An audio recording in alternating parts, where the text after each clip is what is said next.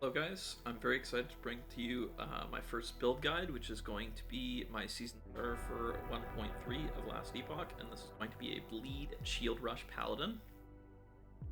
In the past, this has been a build that has been played often as a Forge Guard, and you go for an Ignite setup. I was made aware of this build from Lizard on Max Roll, but I think with these new gloves, Carrion of Creation, which convert our Ignites into Bleeds, there's a lot of incentive for us to go Bleed and to, instead of going Forge Guard, to go Paladin. Mostly because of this node here, which has that 5-point threshold bonus, which gives us bleed duration based on our endurance threshold. Building HP is going to give us endurance threshold, which then gives us bleed duration, which means we can actually scale our defense and damage at the same time. It's super nice. So you can see here in the endgame planner, over 7,000 HP, very nice and tanky. This is all very realistically attainable gear. Even on a super budget setup, over 4,000. And then once you start getting stuff like T6, T7s, or even double T7s, possible to get 9,000 or even 10,000 plus HP. For our skills, we have Shield Rush, which is our main damage skill. We want to take away the traversal tag. You return to your position when it ends. Instead of holding down Shield Rush like you would normally do, you want to sort of rapidly tap it. However, there's sometimes a bug where if you tap it too fast, it will not refund the mana. I have reported this to the devs. Hopefully it gets fixed. Until then, just be mindful of your mana while you're spamming it. Mana restored when Shield Rush ends. Again, this funds our mana. A little buggy sometimes, unfortunately. And then, of course, use that as our main damage skill. We need it to have no cooldown. It is going to cost health in addition to mana. Make sure you have some form of health to sustain. Ideally, Bleeding Heart. Valdir's Chalice gives you some nice leech too. This is the first thing I'd be looking for this build, is the Bleeding Heart. Otherwise, sustain's going to be a little difficult, and it's very easily obtainable early, something like Rune of Ascendance or even as a random drop. Then after that, we want to grab the no longer requires a shield since we're using Jaspers. Jaspers gives us up to 1400% ignite chance when we're stacked, because you can get up to about 70 stacks. This gets converted into 1400% bleed chance with our Carrion of Creation, so there's nothing that really competes with the Jaspers. So since we're not using a shield, of course we need it to not require a shield. After that, we grab the Echo, which gives us an extra hit. Massively boosts our damage. Combined with Healing Hands, this means we're going to hit 3 times every time we press Shield Rush. After that, all the more damage nodes. Less damage taken here is nice. Void Beams help a little bit with clear. They increase the mana cost, which gives us a nice little bit of a more damage boost through the Forge Guard passive here. For Healing Hands, very traditional classic Healing Hand setup. Make it proc on every melee hit, turn it into a traversal skill, meanwhile moving. It costs no mana.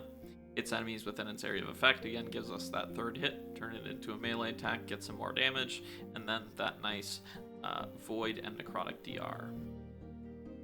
For Symbols of Hope, we definitely want these Ignite nodes. All of our Ignites get converted into bleeds. It's about 120% bleed chance. Grab the extra symbol here.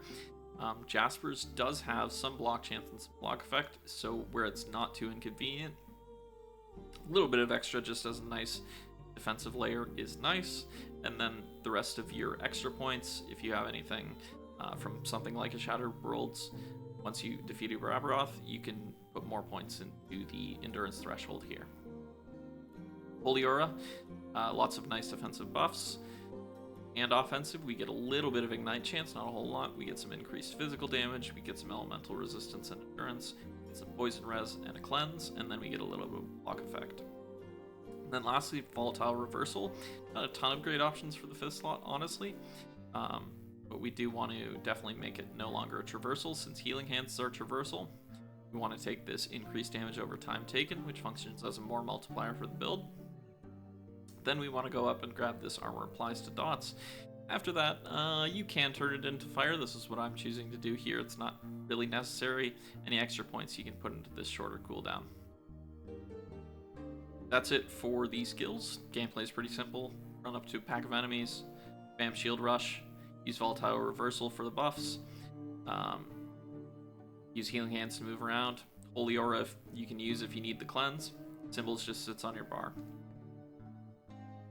For passives, strength is good, gives us some damage, gives us some resistances as well. Vitality gives us some health, gives us a bit of resists. Of course, we want this less damage taken from nearby. Block chance here. Before you have a Jaspers, you're probably going to want to use a two-handed axe, something like a Bardiche. In which case you wouldn't take this block chance node since you aren't getting any block chance. It doesn't end up being worth it. Then once we have our 20 points in Sentinel, we want to go towards our 15 points in Paladin for Symbols of Hope and Healing Hands. Take this, gives us some elemental res, gives us some endurance threshold, which of course scales our damage as well. Grab the block chance here, grab the damage and pen here, endurance and healing effectiveness here. Once we have our 15 Symbols of Hope, we're going to want to make a detour into Forge Guard. We can grab the block here and the physical res here. If you're using an axe, you would drop these 5 points and put them into the 5-point threshold bonus here for the strength and the bleed chance with an axe. Then you want to grab the health here, and this is why we're really dipping so far into Forge Guard. You get 70% bleed chance, 70% ignite chance, doubled with a two-handed weapon, 140 of each, all gets converted into bleeds, 280% bleed chance. And then again, we grab the more damage per mana cost. Shield Rush ends up costing about 50 mana, so it's about 25% more damage, very nice. Then we need our 5 points into Void Knight to get Volatile Reversal. We're just grabbing the DR, health, and resistances. The rest of it you can all go into Paladin. You want to get some of this health, healing effectiveness, endurance here. This gives us some health, healing effectiveness, some necrotic res, mostly to get us over to here. We're going to put 1 point here so we can get access to these block nodes. You're definitely going to want to take these bleed chance and most importantly the bleed duration per endurance threshold. Then with the last of our points, we're going to grab the physical pen, increase damage over time, divine essences, make us nice and tanky, and then buff up our Holy Aura and Symbols of Hope. For gear, we're a Sentinel, so of course we want to be using that Leonine Great Helm with the 550 armor and reduce bonus damage taken from crits. Increased health is really great here, scales our endurance threshold, makes us nice and tanky. For our amulet, Bleeding Heart's really good here. Even without LP, I'd use one of these. Gives us a ton of leech. We're not using spells. The downside doesn't matter. Something like Health is really good here. Increased physical damage would also be a good prefix. Physical pen would also be a good prefix. But I really like health here. For weapon, Jaspers, again, this is 1400% ignite chance, up to 1400% ignite chance, which gets converted into bleed chance. Also gives us +1 to shield rush, healing hands, and volatile reversal on that implicit. Gives us some block chance and block effect. You can slam a nice increased physical damage here. Since we're going bleed instead of ignite, we do lose out on those elemental damage over time affixes, so we are going to need a lot of increased damage to make up for that. And then of course, chance to ignite here gets, for the suffix, gets converted into more bleed, and then if you have extra affixes, something like chance to shock would also be really good. For body armor, we're using a two-hander, so Titan Heart's really good here, gives us that 15% less damage taken. But also something like a Champion Regalia would be really good, because you're going to want your Titan Heart with 2 LP, so you can get that nice 40% increased health and the +2 to shield rush, and then of course we get another 40% increased health on the item itself. For rings, I'm really liking just silver rings here. They give you some movement speed. There are some good unique options. So you have Crab Ring, which of course is really good here, gives you all attributes, gives you armor and minion armor, vitality, and Heirloom of the Last Nomad here would also be really good. Gives you a bunch of resistances, gives you a bunch of health. However, good Exalted Silver Rings gives you some movement speed, and you can just get a T7 health on it, should be nice and easy. And then ideally you want to get some more health there, you can get some strength, you can get some increased physical damage. Once you're able to defeat Uber Aberoth and can get something like a Shatter Worlds, red rings do become an option for us. But before that, you're not going to be able to hit the 180 realistically. However, they may still be an option if you manage to get really lucky and you just want to cover your resistances, because resistances can be a bit of a challenge for this build. For the belt, we're a physical bleed build, so of course we want to use a Thorn Slinger, which gives us +1 to our shield rush, gives us some movement speed, gives us almost 50% chance to bleed on hit. And then we want to slam health on here, makes us nice and tanky, also scales our bleed duration. For gloves, Again, this is what really enables the build and changes the way we play it. We're using Carrion of Creation here, has that great Eternal Gauntlet space for the armor applies to dots, has that 157% chance to inflict bleed on hit, converts our ignite bleed, also converts frostbite, shock, time rot, damage, and poison. We don't really build any of those, so it's mostly just the ignite. And then the Primordial Blood is there. Haven't really seen how this performs in game yet. Maybe it'll help us a bit with clear as well. Who knows? For boots here, since we're a bleed build, we definitely want to be using a Blood of the Exile. Gives us a ton of movement speed, one of the highest movement speed boots in the game. Gives us a bunch of bleed duration, gives us some more physical ailment damage to moving enemies. Big more multiplier there. Has some strength as well, and then we can slam increased movement speed on them, go nice and fast. For Relic, I really like a Valdir's Chalice. Has that chance to inflict bleed, has that increased bleed duration, has that physical damage leech to health, and then physical damage over time, that is.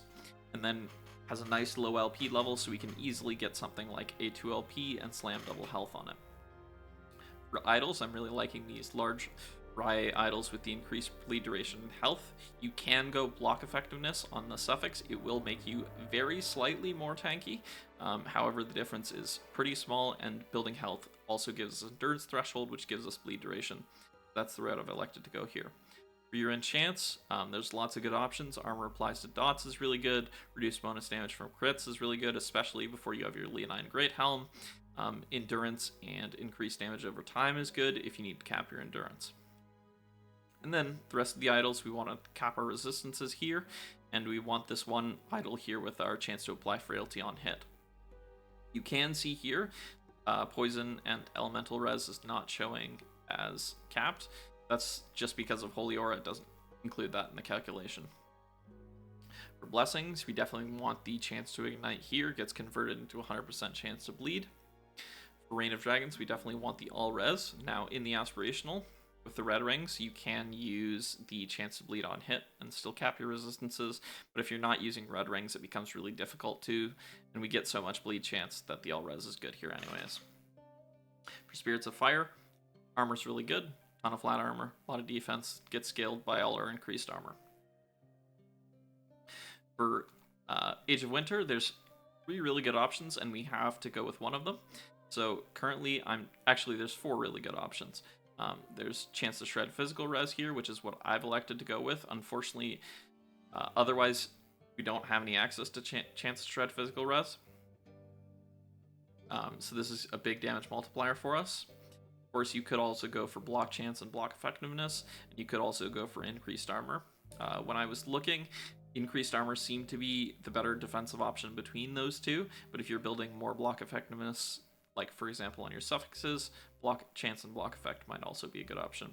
And then of course frostbite is an okay option because our frostbite does get converted into bleed chance, but compared to the rest I think it's a little below that. Then lastly, ending the storm, we want this chance to shock on hit here. Not a ton of other great options, and it gets converted into bleeds. So yeah, that's pretty much it for the build. I hope you enjoy it. I will see you at the start of Season 3. Take care.